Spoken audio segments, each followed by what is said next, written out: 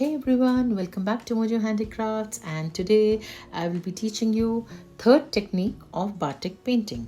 The first technique I had uploaded long back, that was on a canvas board, and I was really excited about it. I will leave the link in the description box and you can always go down and check it.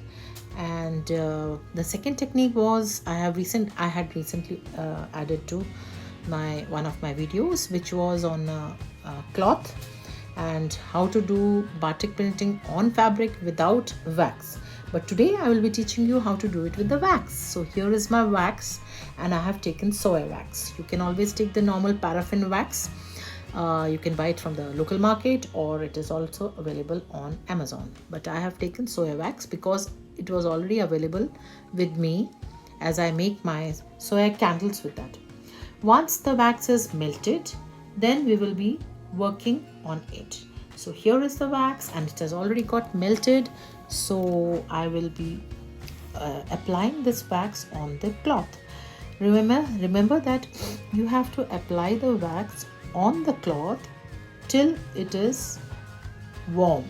Once it cools down, you won't be able to apply.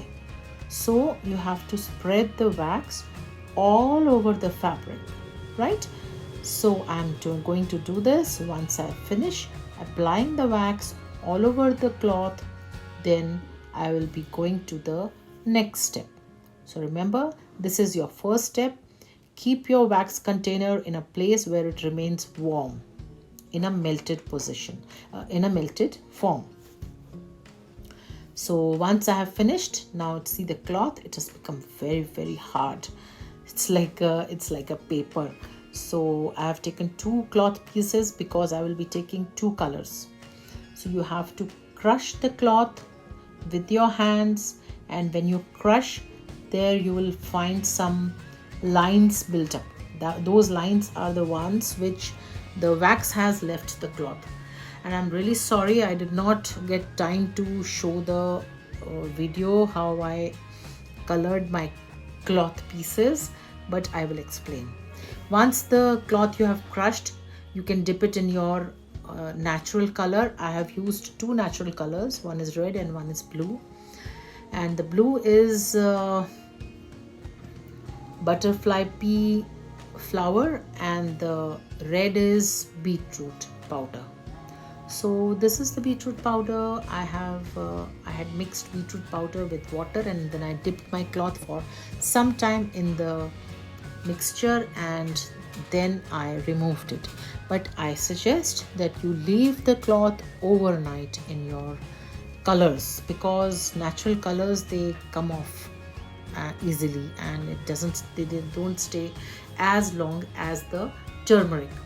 The turmeric video also link I will leave in the description box, that I had uploaded long back.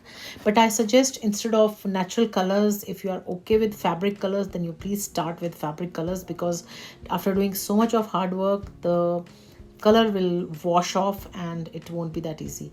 I will be uploading a video very soon in showing how to dye your clothes with your fabric with permanent natural colors. Okay, so let's come back to the video. In this, after the cloth is dried, just place a paper on your cloth, up and down. I mean, keep the cloth in between 2 papers, and with the hot iron you are going to iron the fabric so that the wax is removed and the wax sticks to the cloth, because otherwise there is no way how you can remove the wax from the cloth. So you can see that as I'm ironing the cloth, and the wax is getting removed, it is sticking to the paper. And once it is done completely, I will switch to the other portion of the cloth, which you can see is still left. And after I finish the full cloth, the full fabric, I'm going to put it in hot water and remove the bits and pieces of the wax. So once I've done it, I will leave it for drying. You can see the color has not come out so well as I was expecting, because these are natural colors, but still it might not look so good in the video, but in real sight, it has come out okay types, like, I'm okay with it. And in my next video I will be showing you how to make these beautiful shrink prink, that is the shrink plastic uh, designs, or you can say jewelry. If you like my video, do subscribe for my channel and stay updated. Till then, bye bye.